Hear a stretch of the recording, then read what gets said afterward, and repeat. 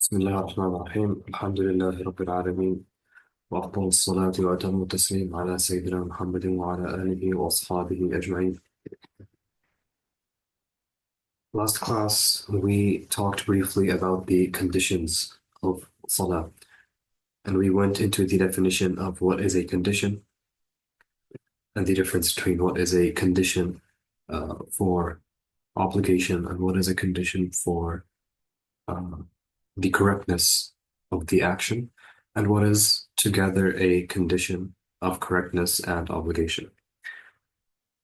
So the conditions of correctness, shurut al-sihha, as we define them, are conditions in which the absence of that condition renders the action itself incorrect. Because we said a condition is what its absence would necessitate absence. So the first action, the first condition for the correctness of salah is tahara, is being in a pure state. Tahara, taharatul hadath, wa taharatul khabath. Impurity from ahdath, from incidents, such as things that break wudu, and tahara from physical impurities, which would be stuck to the body, the clothing uh, of the Muslim, and the place of his prayer, meaning the floor where he would prostrate. So, because this is uh, the first condition for correctness, this is what most fuqaha begin their books with. Uh, some of you may know that Al-Imam Malik in his Muwatta begins with prayer timings, because he sees prayer timings as being more correct, as being more important than being in a state of wudu. And those of you who studied al-Akhdari with me, you'll know the rulings regarding uh, uh, making tayammum, making purification with sand, if there's not enough time to make wudu, because time is a more important condition than purification in the Maliki method. But we'll get to that when we get to that in the next few sections. The important thing is we are beginning with tahara, and to begin with tahara, purification, you have to begin with the divisions of water, because water is the essential thing for both forms of purification, as we will read right now. قال المصنف رحمه الله: اعلم وفقك الله تعالى أن طهارة الحدث وطهارة الخبث تتوقفان على الطهور من الماء، وهو الباقي على وصفه الذي خلقه الله عليه، سواء نزل من السماء أو أو نبع من الأرض. He says, "No, may Allah grant you success, that purification from hadath and purification from khabath are both they both rest upon at-tahur min al-ma." Water can be described as tahir and tahur. So tahir is pure. There's no najasa in it. Tahur is a different thing. Tahur is what is pure in itself and can purify other things. So you can't make tahara with anything pure. So milk, for example, milk is tahir, but it's not tahur. Because milk, you can't make wudu with milk and remove physical impurities with milk. Therefore, it is not tahur. It does not purify other things. It is only pure in and of itself. Unlike water, which is pure in and of itself and purifies other things. Now, as we will learn, there are certain types of water, certain things that can happen to the water, which will take away its ability to uh, perform correct wudu. So water is tahur when Allah subhanahu wa ta'ala creates it. So he defines what is tahur min al-ma, what is the purifying water. وهو الباقي على وصفه الذي خلقه الله عليه.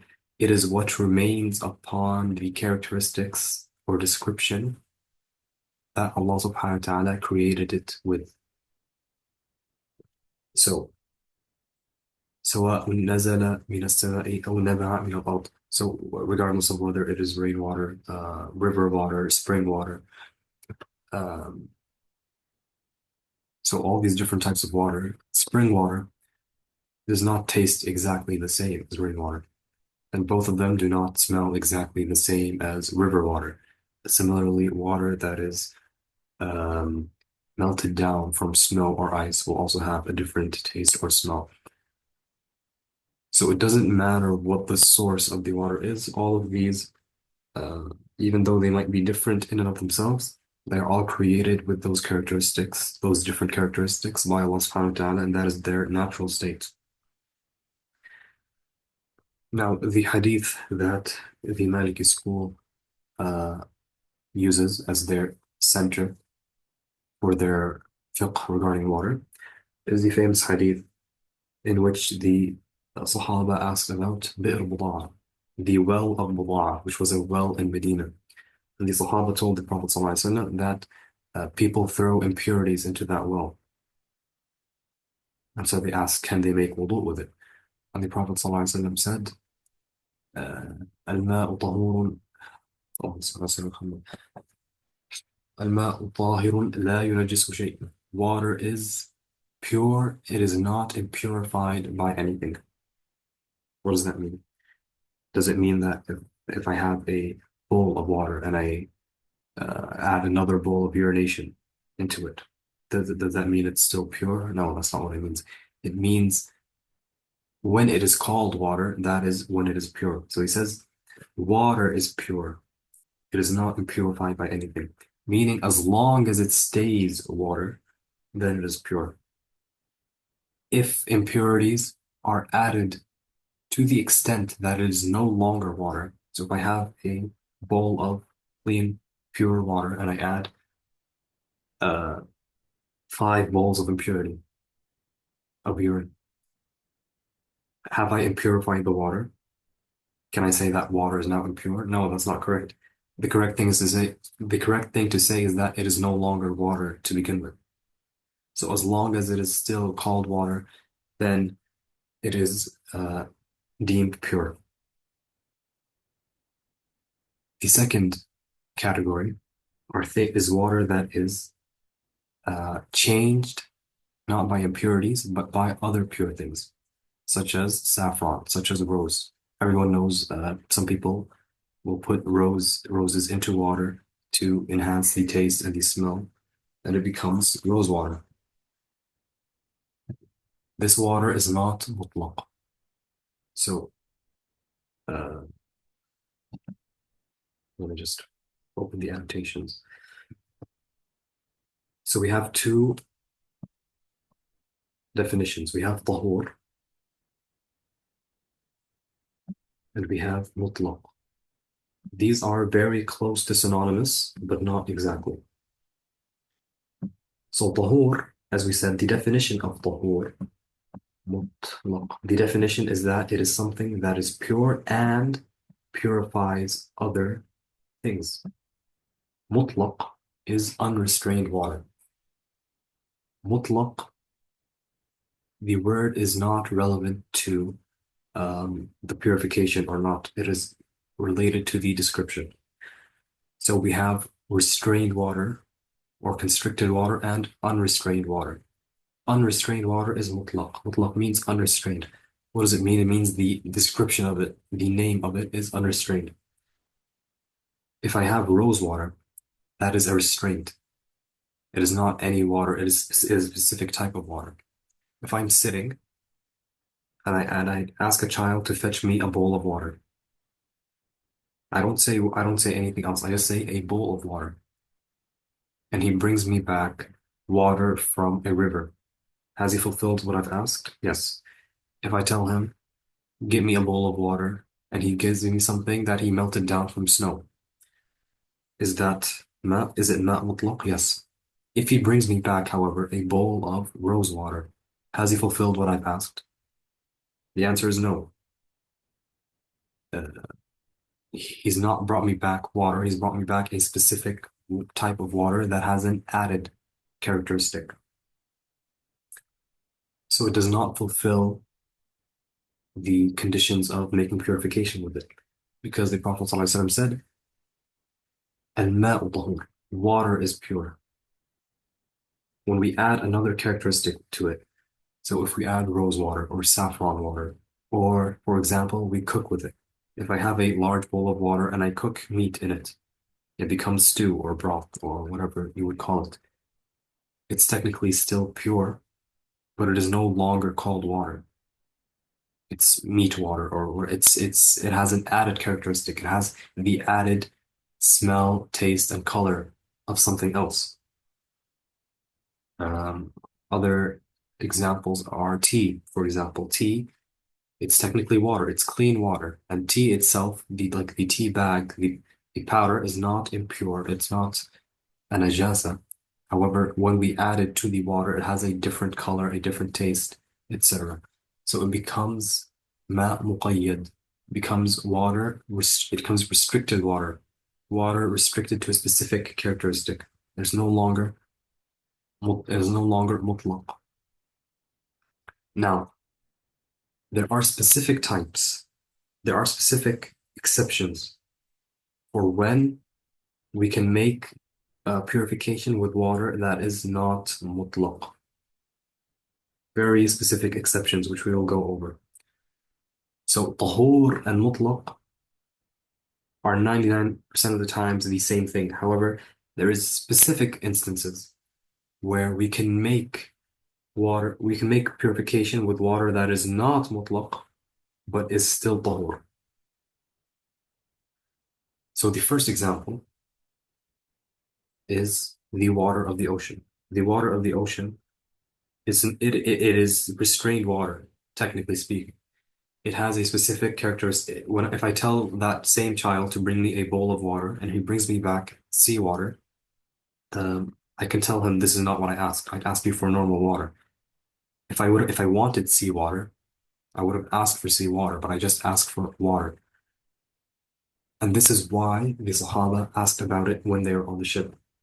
They told the Prophet ﷺ that they, would be on the ship for many days, and they are afraid if they make wudu with the water they have, the drinking water they have, then they will die of thirst. And so they asked, can they make wudu with the water of the ocean or the sea? And he said in the hadith, هو الطهور ماؤه الحل ميتته. He said, huwa, meaning the ocean, its water is tahur, it can purify other things, and the dead meat of it is um, permissible. So there's two exceptions. There's two rukhsas being made for the ocean. The first is regarding to its water, the second is regarding to its meat. And so there are specific, that's one of the examples where um, we can make wudu with something that is not mutlaq, but is still tahur. Some of the other examples are when the water changes with something pure. However, it is not um, significant of a change. And how do we know if it's significant or not? It is by urf. Again, it goes back to what do people call water? When someone asks for water, would this fall into the description or not? All water technically changes, but most of it is change that is so insignificant and so normal that it is disregarded completely. The water we receive in our sinks, in our kitchens, in our bathrooms, it all has some little added taste from the pipes that flows through, whether they're stainless steel, copper, whatever material. It's always going to change the taste of the water. At some degree. It's going to be very minimal, but it still has an added taste. Someone who drinks water out of a stainless steel cup is not going to taste the same thing as someone who drank it out of a piece of pottery. There's always going to be that little taste that seeps in. Now, if I ask someone to bring me water and he brings me water in a bowl made of wood, the water has a tiny bit of a smell from the wood. Can I tell him you haven't completed what I have asked for you, what I've asked from you?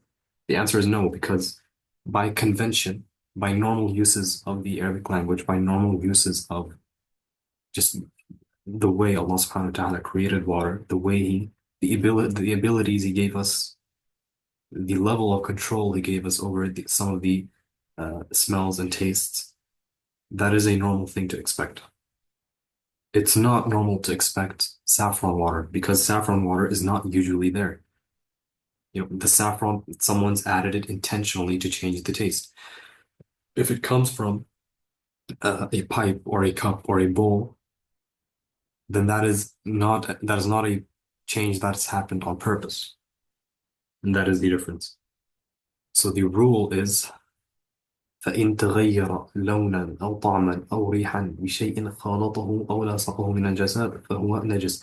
If it changes in color or taste or smell from something that it has mixed with or has been adjacent to from impurities, then it is najis, it is impure. However, وإن كان المغير طاهرا أو مشكوكا في نجاسته أو طهارته فالماء طاهر يستعمل في العادات لا في العبادات. So the second thing is if it changes from something that is pure, let's skip this because we haven't gone into it yet. If it changes from something that is pure, such as the examples we gave, um, like saffron, rose, um, tea, meat, if it is pure, the water is pure. طاهر, not طهور. يستعمل في العادات لا في العبادات. So the water is pure, but it is only used in adat. It is only used in normal uses such as drinking, such as cleaning, but it is not used in acts of worship. في العبادات. Let's go back to this. What is المشكوك في نجاسته? What is if something changes it and we are unsure if it's طاهر or najis? We'll go back to this. ولا يضر تغير ولا يضر تغير تغير الريح المجاور ولا تغير الأوصاف بشيء من أجزاء الأرض. So it is not harmful for the description to change from pieces of the land, such as all these things he mentions. We don't have to mention every single example.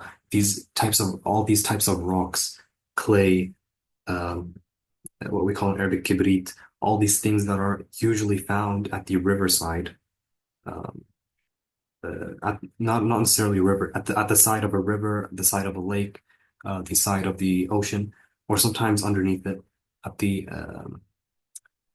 bottom of the body of water. Rivers obviously do not exist naturally in some sort of big steel tray. There's lots of things in there. There's stones, there's clay, there's metals. You find pieces of copper, pieces of iron. There's also sometimes grasses growing out of it. There's fish in it.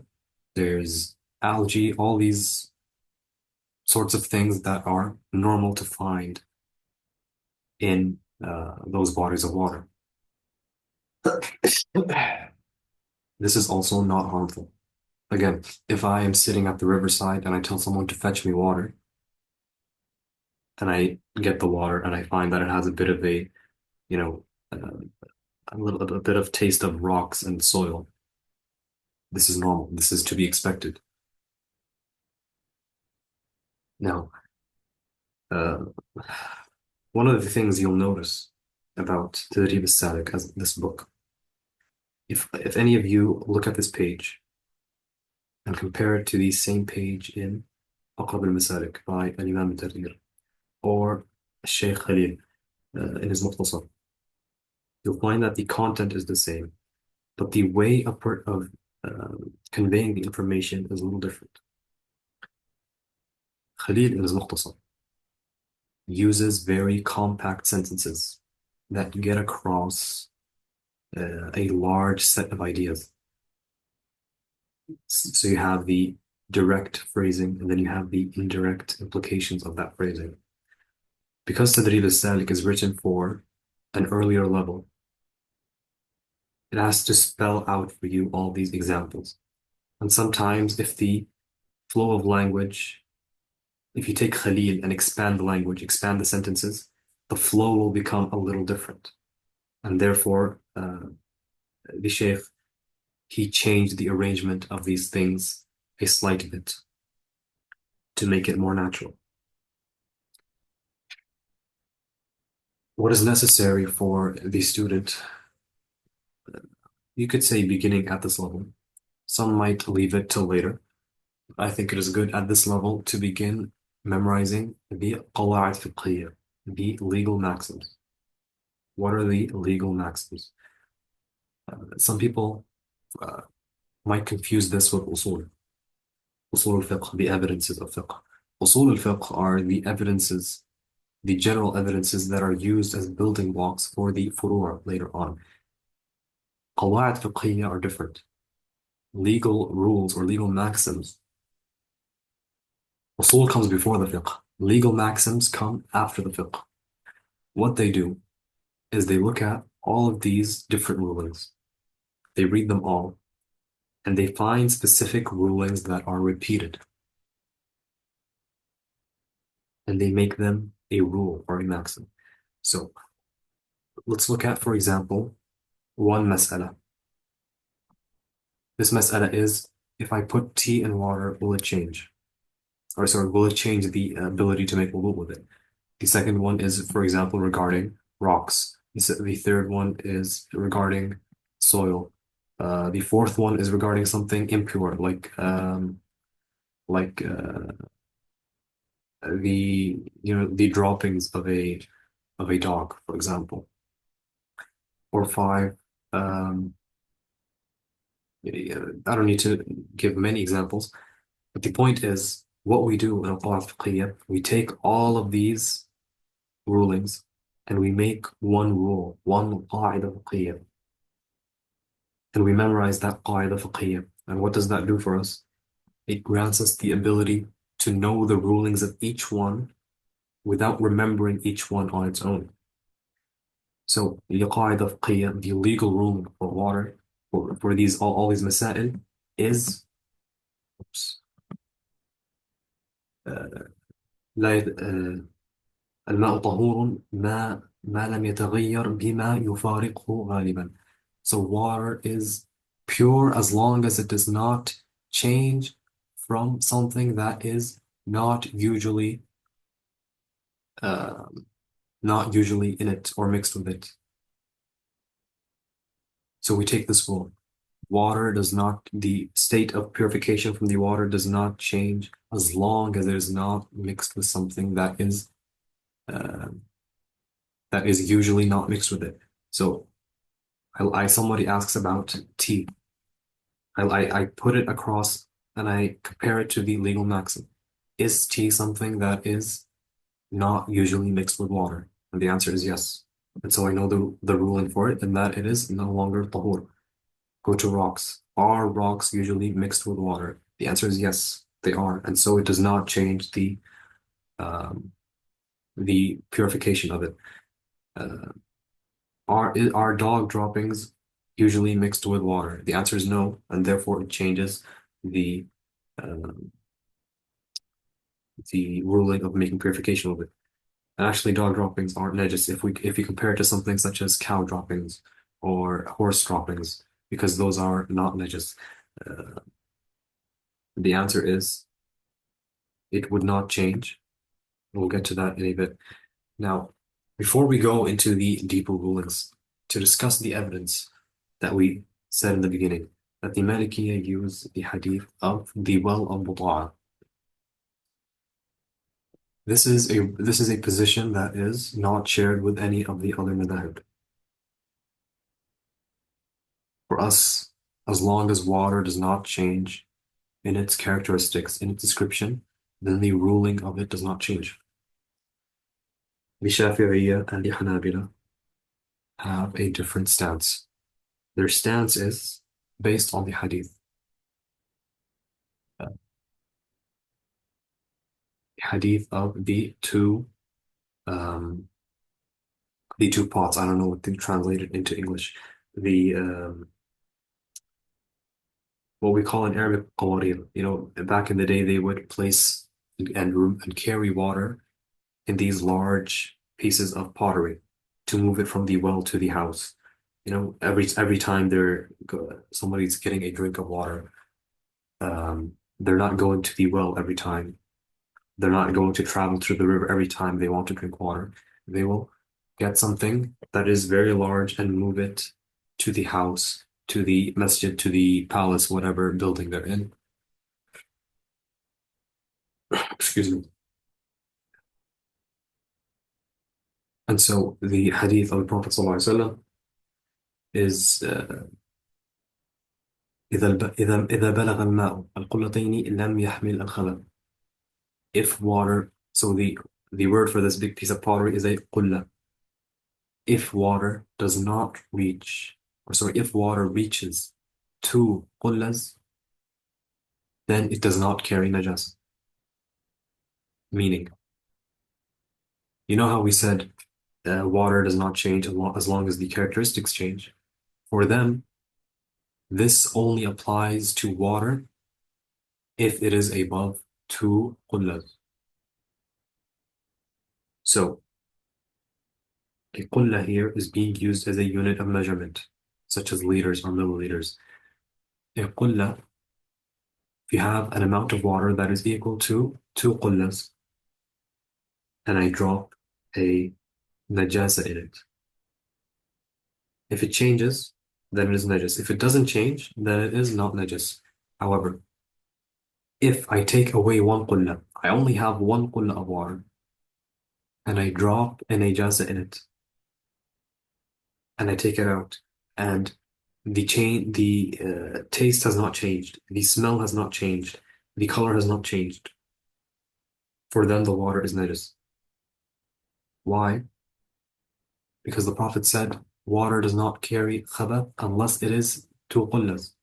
Or at least that is what is understood directly from the hadith. The Prophet doesn't, at least the Prophet ﷺ in the hadith technically does not explicitly say that, he does not explicitly say if water is less than two qullas, then it will be najas. So the mantuq, in usul fiqh, in usul we have two things, the mantuq and the mafhum. So every hadith, everything in language generally has a mantuq and a mafhum, something that is directly spoken, and something that is understood from it. What is directly spoken is that if water reaches this, then it does not carry najasa. If water reaches two qullas, it does not carry najasa. The Hanabila and the Shafi'iyya say that what is understood from this is that if water is less than two qullas, then it does carry najasa. This is called mafhum al-mukhalafa. Mafhum al-mukhalafa. So mantuq is what is spoken, mafhum is what is understood. And then mafhum itself is divided into mafhum al-muwafaqa and mafhum al-mukhalafa. So what is understood in agreement and what is understood as a opposite. Mafhum al-mukhalafa here is being used as an evidence.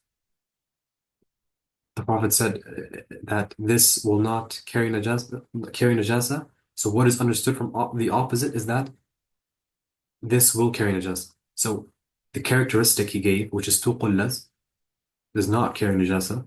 He is saying, the fuqaha are saying that what is understood by opposite is that if this characteristic of two qullas doesn't exist, then it must be najis. This type of evidence for both the Malikiyya and the Hanafiyya is very weak. Mafhum al-mukhalafa is a very weak type of evidence. But even if we agree with it, then their position in fiqh is still weak, because the ruling in usul al-fiqh, the rule in usul al-fiqh that they have is that if a mantuq and a mafhum collide, then the mantuq is always placed ahead. So the mafhum of this hadith, what is understood from this hadith of the two qullas, it goes directly against, or at least outwardly, it goes against the mantuq, what is spoken from the hadith of the well of Buda'a. The hadith of the well of Budaa says that water, as long as it is water, will always be pure. And then you have a mafhum. You have a mafhum of a hadith that says if water is less than 2 qullas, it will carry najas. The mantuq is always placed above the mafhum. So even according to their own standards, they should be following the Maliki position because the mantuq of our hadith of the well of Budaa is stronger than the mafhum of a hadith. What is outwardly spoken is always stronger than what is implicit. That is their position. And there's lots of other evidences against the hadith of the two qullas. The strength of the hadith itself, even though there is a narration in Sahih Muslim, it is uh, very easy to attack the strength of this hadith. And the reason is that it is muttarib. It is um, the, how you say in English, anomalous, uh, I think is the correct translation. You have multiple narrations of the hadith, and each narration has a completely different text. In one hadith, it says 2 qullas. In another hadith, it says 2 or 3 qullas. In another hadith, it says 10 qullas. In another, it says 40. So the text of the hadith itself is there's a lot of collision in it. And ittirab is what we call it. Ittirab is a type of weak hadith. A second issue with the hadith is that the sanad itself has the same ittirab. There's an ittirab in the sanad. And you can look at, there's many articles regarding the takhrij of the hadith. They compare all these different asanid and say how there's clearly confusion by the narrators in what is being said. The Shafi'iyya say, according to their usul al-hadith, is that as long as one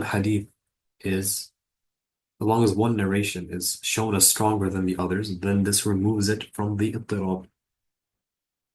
It is no longer colliding if we can pinpoint this hadith of 2 qullas with this sanad and say it is stronger than the others and reject the rest. This is correct according to their usul al-hadith, but you'll find many arguments in the books of usul al-fiqh attacking this idea that it's just because something is stronger than the others, then we ignore that there's a large collision in the hadith. Another big problem with the hadith is that a qulla is not a unit of measurement. A qulla, again, is a piece of pottery. There's a large variety of sizes, of shapes of a qulla. So what type of qulla is being talked about here? I mean, we're talking about haram and halal. There has to be a clear thing. Al-haram bayyin wal-halal bayyin. What is haram is clear, what is halal is clear. People need to know what type of water to be using for wudu. And normal people can't be measuring what a qulla is. Even Imam Shafi'i himself, who agrees with this ruling, he says in his own book that he had to travel to a specific place to find the original qulla. And this is taklif bima la yutaq. It is charging the believers with something that they are incapable of. Normal people cannot be doing this, and therefore this is again an attack on the mafhum of the hadith. The mafhum of the hadith, it is much weaker, is and unable to be used as an evidence regarding the mantuq of the ahadith. The Hanafiya, in their madhab, also disagree with the Malikiyya, but for a different reason. According to them, if a najasa drops in a body of water, then the water becomes najas, regardless of whether it is small or large, etc. They only make an exception for water that is flowing. So if the water has a current, such as a river, such as an ocean, then it does not become najas. However, if it is a closed thing, if it is a uh, closed body of water, even if it is the size of an Olympic swimming pool, it will become najas. And their response to the hadith of the well of Budaa is that the well was flowing. There's no evidence for this. In fact, There's evidence against this. Abu Dawood, the muhaddith, when he went to Medina and he found the well of Budaa, closed off. The well of Budaa is not, there's no current, it's not flowing. It was a closed well, not an open well. And he asked the guards, has this always been closed off? Or is this something new that they've done? And they said, no, this well has always been a closed well. Everyone knows this. So there's no evidence for um, that the well of Allah was ever a flowing well. And therefore, the hadith of the Prophet ﷺ was applied to a closed well. And therefore, the ruling that najasa will impurify all the water in a closed off well is that the ruling the Hanafiya take is responded to by the hadith, and there's no evidence against um, against the Malikiyya from the Hanafiya. We'll stop here, inshallah ta'ala. I don't think there is time for questions. Perhaps one of the brothers can talk about a solution for this Zoom being cut off. You can send a message in the chat if you can provide a way to help. Other than that, we'll see you next time, inshallah. Wassalamu alaikum wa rahmatullahi wa barakatuh.